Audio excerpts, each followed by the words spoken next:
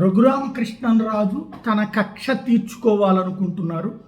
అందుకు అనుగుణంగా తను పెట్టినటువంటి కంప్లైంట్ అది కక్ష ఎందుకు అవుతుంది అనేటటువంటి పాయింట్ సహజంగా చర్చకొస్తాయి. ఎందుకంటే రఘురామకృష్ణరాజు నన్ను హింసించినందుకు నేను చట్టపరమైనటువంటి శిక్షే కదా కోరుకుంటోందన్నది ఆయన వాదన ఉంటుంది.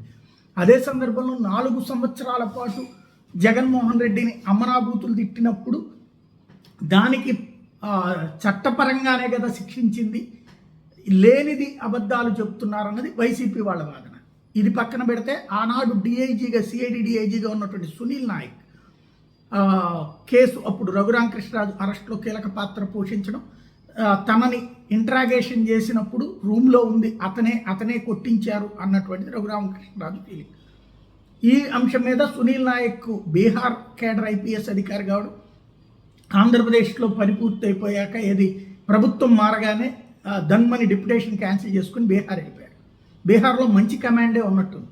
ఆయన మొన్న అరెస్ట్ చేయడానికి ఇక్కడి నుంచి ఎస్పీతో సహా దామోదర్తో సహా అక్కడికి వెళ్ళినటువంటి సందర్భంలో అరెస్ట్ చేసి తీసుకురావడానికి ప్రయత్నిస్తున్నప్పుడు అక్కడ ఉన్నటువంటి మ్యాజిస్ట్రేట్ కోర్టు నిరాకరించడం, ట్రాన్సిట్ వారెంట్కి అతన్ని అరెస్ట్ చేయడానికి వీల్లేదంటే లోకల్ పోలీసులు అందరూ అడ్డం తిరగడం ఒక ఎత్తు.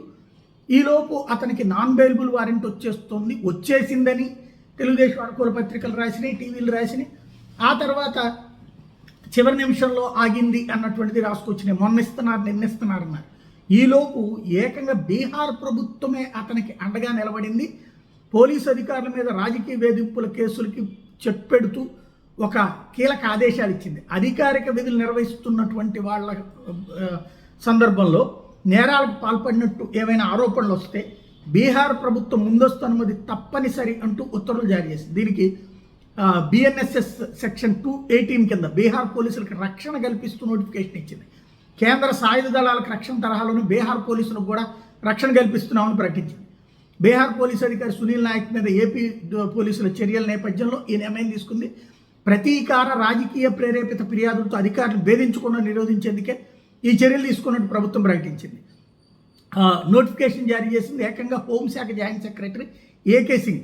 నోటిఫికేషన్ పాట్నా హైకోర్టు, అన్ని జిల్లాల ఎస్పీలు, సబ్ డివిజనల్ అధికారులకు పంపించింది ప్రభుత్వం.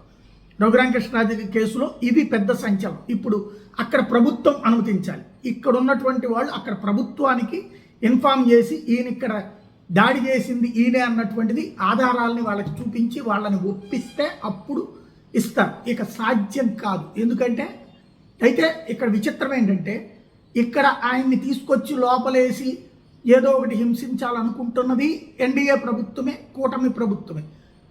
ఇక్కడ తెలుగుదేశం లీడర్షిప్, అక్కడ బీహార్లో ఉన్నటువంటిది జేడీయూ ప్రభుత్వం, నితీష్ కుమార్ ప్రభుత్వం. విచిత్రం ఏంటంటే ఈ ఇద్దరే మోడీ ప్రభుత్వానికి ఇరుసు లాంటి వాడు. ఈ ఇద్దరు పాత మిత్రులు, నితీష్ కుమారును